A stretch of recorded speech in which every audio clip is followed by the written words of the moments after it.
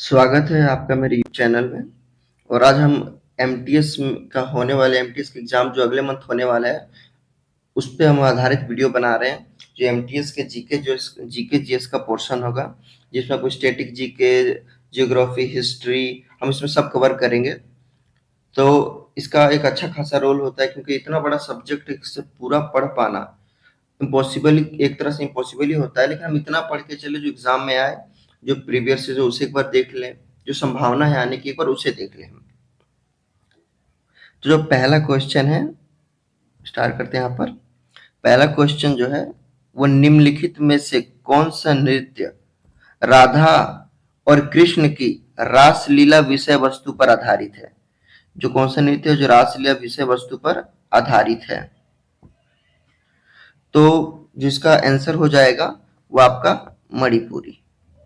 मणिपुरी नृत्य जो है वो राधा और कृष्ण के रासलीला विषय वस्तु पर आधारित नृत्य है। नेक्स्ट क्वेश्चन की ओर बढ़ते हैं हम। जो दूसरा प्रश्न है, लावड़ी नृत्य में से किस राज्य का पारंपरिक नृत्य है? जो लावड़ी है वो निम्नलिखित में से इनमें से किस राज्य का पारंपरिक नृत्य है? तो आपका महाराष्ट्र का है। ध्यान रखिएगा, वो जो नृत्य है वो आपका महाराष्ट्र का है। और ये एक लोक नृत्य है जिसे फोक डांस कहते हैं। एक क्लासिक डांस होता है, शास्त्रीय नृत्य, और ये लोक डांस है। इसे हम मतलब लोक नृत्य है, इसे फोक डांस कहते हैं।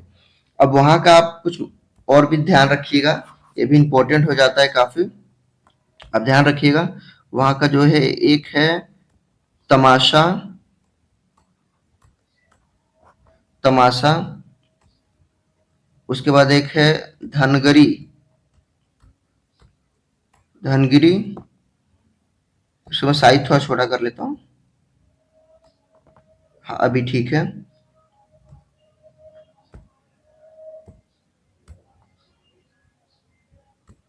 याद रखिएगा आप, धनगिरी। नकटा जो है वहीं का नृत्य है, नकटा। पोवाड़ा,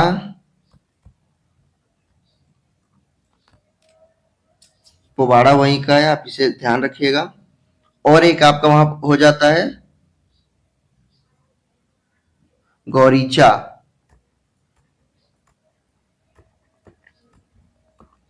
वहां का गौरीचा, गौरीचा ललिता, ये है। उसके बाद वहां पर आपका आता है लेजिम, लेजिम। ये सब महाराष्ट्र के हैं, आप याद रखिएगा। लेजिम,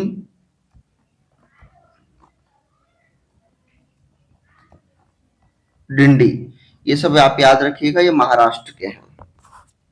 बढ़ते हैं नेक्स्ट क्वेश्चन की ओर। तीसरा प्रश्न, वह, ये इस बात पर गौर करिएगा, वह घटम के देवता के नाम से भी जाने जाते हैं। पिछली पंक्ति में वह निम्नलिखित में से किसे संदर्भित करता है? तो अब याद रखिएगा, जो इसका आंसर हो जाएगा वो टीएच विनायक राम। जो टीएच विनायक राम है, ये जो घटम है ये वही बजाते हैं। ये उस्ताद बिस्मिल्लाह खान का आप यहाँ पर याद रखिएगा। जो इनका है वो सारंगी है।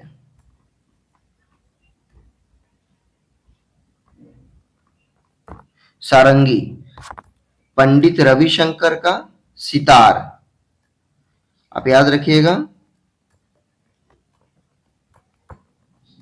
सितार। उस्ताद बिस्मिल्लाह खान का याद रखिएगा आप, शहनाई। तो आप ये याद रखिएगा। आगे बढ़ते हैं चौथे प्रश्न की ओर। निम्नलिखित में से कौन सी देवी या देवता उड़ीसा के पूरी रथ यात्रा उत्सव से संबंधित नहीं है? तो नहीं है तो याद रखिए, जगन्नाथ हैं, भगवान बलभद्र भी हैं, देवी सुभद्रा भी हैं, शिव नहीं है, भगवान शिव नहीं है, उससे संबंध नहीं रखते हैं भगवान शिव। तो आगे इस बारे में और कुछ जान लेते हैं। जो ये पूरी यात्रा, ये जो यात्रा है वो उड़ीसा में होती है, यानी ये जो यात्रा, ये जो पूजा है अभी देख ही रहे हैं, ये जो है यात्रा उड़ीसा में होती है, लिखा है। तो यात्रा है, जो रथ का नाम, जहाँ से रथ होता है, रथ, भगवान जगन्नाथ के रथ का नाम जो है वो आपका नंदी, नंदी घोष। जो रथ का नाम है इनके, वो रथ का नाम नंदी घोष है।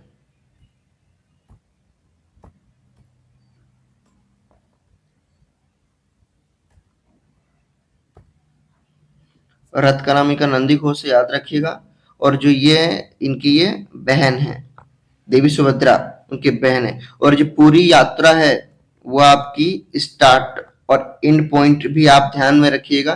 जो यात्रा है वो उड़ीसा से, यहाँ से स्टार्ट होती है और उड़ीसा के पूरी मंदिर, मतलब पूरी जगह है, यहाँ से स्टार्ट होके और यात्रा ये गुड़ीचा टेम्पल, जो यात्रा है ये आपकी गुड़ीचा, गुड़ीचा टेम्पल तक जाती है, आप याद रखिएगा। और जो यहाँ पर जो पूजा होती है, जो अनुष्ठान होता है, उसे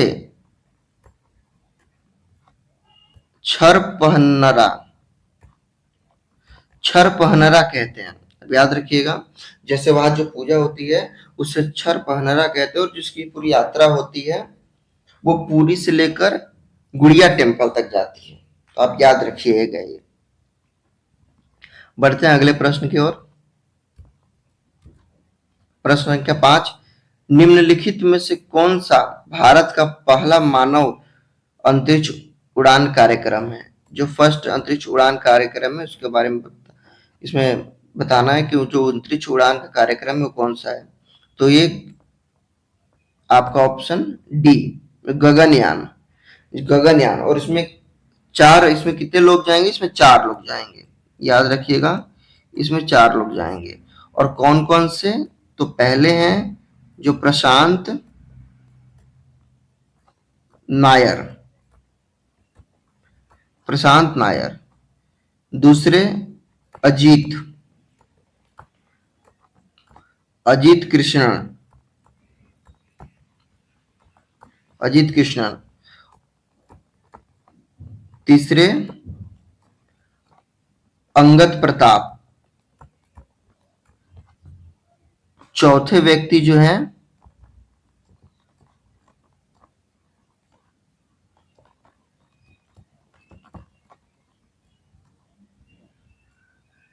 सुधांशु, सुधांशु शुक्ला, ये सुधांशु शुक्ला है, आप याद रखिएगा।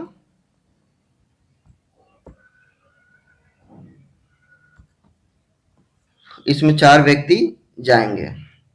और हमारा जो मंगलयान मिशन है वो टोटल 3 हो चुका है, आप ये भी याद रखिएगा। पहला, दूसरा और तीसरा, 3 मंगलयान मिशन, चंद्रयान हो चुके हैं। बढ़ते हैं अगले प्रश्न की ओर।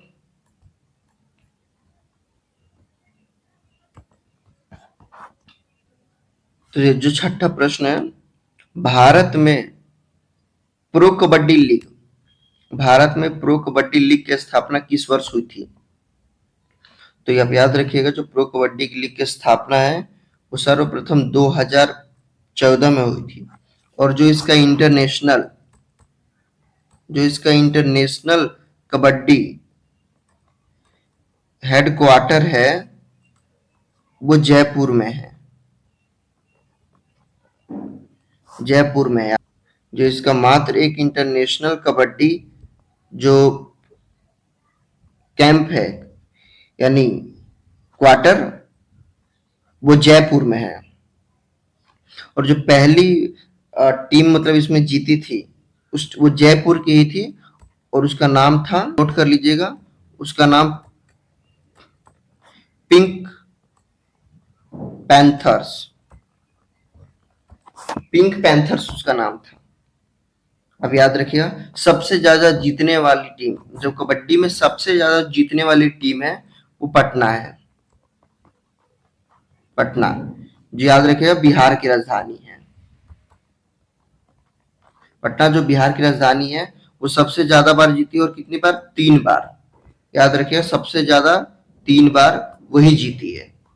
बढ़ते हैं अगले प्रश्न की ओर। 7वां प्रश्न, फील्ड हॉकी के खेल में कितने खिलाड़ियों की प्रतिस्थापित करने की अनुमति है? कितने खिलाड़ियों को प्रतिस्थापित करने की अनुमति है, कितने उतारा जा सकता है? आप ये प्रश्न देखिए, ये प्रीवियस में अगले साल पूछा हुआ प्रश्न है। तो 3, 10 या 5, जिसकी कोई सीमा नहीं है। ऑप्शन ए, इसकी कोई सीमा नहीं है। और इसके बारे में कुछ रोचक बात जान लीजिए आप, एग्जाम की दृष्टि से भी बहुत इंपॉर्टेंट होते हैं। जो हॉकी का मैच है, मैच वो टोटल 60 मिनट का होता है। 60 मिनट का टोटल मैच होता है। आप इसमें याद रखिएगा कि इसका जो टाइमिंग है वो मैं आपको बता दे रहा हूँ कैसे मैच होता है। टोटल जो इसकी टाइमिंग है, टोटल टाइमिंग वो 60 मिनट का होता है। इसमें 15 मिनट के 4 गैप होते हैं, 15-15 मिनट के, मतलब 15-15 मिनट का मैच होता है। दो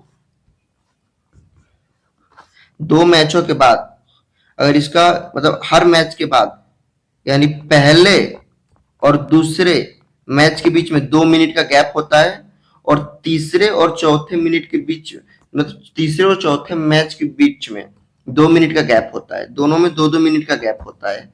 और जो 2 मैच के बाद, ये 2 मैच के बाद बीच में 15 मिनट का गैप होता है, जो 15 मिनट का लंच होता है। उसके बाद फिर 2 मैच होती हैं। टोटल 60 मिनट का मैच होता है ये। आप ये याद रखिएगा।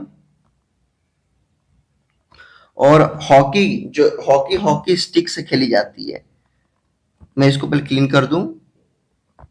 जो हॉकी होती है वो हॉकी स्टिक से खेली जाती है, और उसकी जो लंबाई होती है वो 43 इंच, याद रखिएगा 43 इंचेस होती है। वर्तमान में, ये वर्तमान में अपडेट किया गया है। और जो पहले थी वो 37 इंच थी। आप याद रखिएगा, अगर एग्जाम में 37 ऑप्शन में है तो आपको ये लगाना है, बट अगर दोनों है ऑप्शन में तो आपको ये लगाना है 43। बट अगर 43 ऑप्शन में नहीं होता है तो आपको 37 ही वहां पर टिक करना है।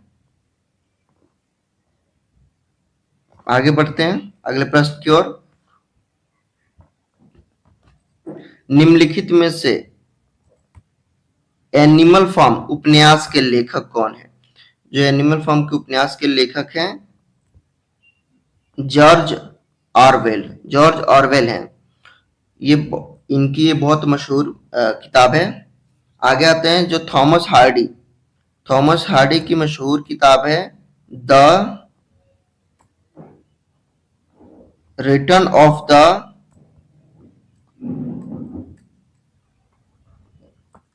नेटिव। याद रखिएगा आप। और चार्ल्स डिकेंस, जो चार्ल्स डिकेंस हैं इनकी कुछ महत्वपूर्ण किताब है, आप याद रखिएगा। जो पहली है इनकी olive twist, olive twister, olive twister याद रखिएगा। और इनकी जो दूसरी बुक है वो हार्ड टाइम्स, हार्ड टाइम्स। और इनकी एक और बुक है वो बहुत फेमस बुक है, A tell of Two Cities. A tell of, यहाँ पर मैं लिख देता हूं ऊपर, A tell of Two Cities, इनकी बुक है, आप याद रखिएगा। बढ़ते हैं अगले प्रश्न की ओर। हड़प्पा सभ्यता का मोहनजोदड़ो, हड़प्पा सभ्यता का मोहनजोदड़ो स्थल किस नदी के तट पर स्थित है? तो पहले इसमें कुछ महत्वपूर्ण बात देख लेते हैं। जो हड़प्पा की खोज है, याद रखिएगा, हड़प्पा की खोज दयाराम साहनी ने की थी।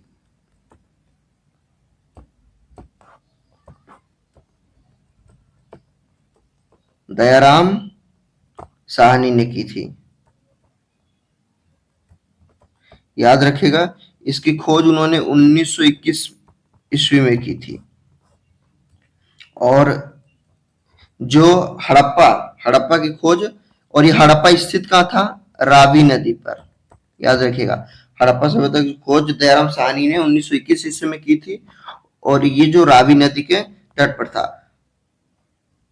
जो मोहनजोदड़ो, इसका जो शहर है मोहनजोदड़ो, इसमें सबसे विशाल, उसमें का सबसे विशाल स्नानागार, जो स्नानागार था सबसे विशाल था स्थान में। और जो आपका वहां का जहां फूड रिजर्व किया जाता है, रखा जाता है, अन्नागार, अन्नागार भी वहां का सबसे विशाल अन्नागार वहीं का था। और मोहनजोदड़ो की खोज राखलदास बनर्जी ने की थी। इसकी खोज राखलदास बनर्जी ने की थी, और ये 1922 ईस्वी में इसकी खोज हुई थी। और जो ये इसका आंसर हो जाएगा डी। तट पर स्थित है, किस नदी के तट पर? सिंधु नदी के तट पर स्थित है। आगे बढ़ते हैं 10 प्रश्न संख्या 10 की तरफ। आर्य ग्रंथों की भाषा कौन सी थी? जो आर्य थे उनके ग्रंथों की भाषा कौन सी थी? तो याद रखिएगा, उनको जो उनकी ग्रंथ की जो भाषा थी वो संस्कृत थी। इन्होंने ही वैदिक सभ्यता, जो वैदिक सभ्यता है, इन्होंने ही दी थी, आर्यों ने। और इसे दो काल में बांटा गया है, याद रखिएगा, एक पूर्व वैदिक काल, और जो दूसरा है वो उत्तर वैदिक काल। उत्तर वैदिक काल है। पूर्व वैदिक काल 1500 ईस्वी, 1500 बीसी, 1000 बीसी, 1500 बीसी से 1000 बीसी का था। और जो उत्तर काल है वो 1000 बीसी से 600 बीसी, 600 बीसी था वो, याद रखिएगा। Thank you so much video देखने के लिए, और आप प्लीज चैनल को सब्सक्राइब कर दीजिए, और इसी टाइप का हम इंपॉर्टेंट वीडियो लाते रहेंगे, तो इसलिए आप चैनल को सब्सक्राइब कर दीजिए, ताकि जब भी वीडियो अपलोड करें तो आपको नोटिफिकेशन चला जाए। और आप ये एक बार जरूर रिवाइज कर लीजिएगा, 10 क्वेश्चन है, और ये सारे प्रीवियस क्वेश्चन है, और एक बहुत चांस है एग्जाम में आने के। Thank you so much for watching this video.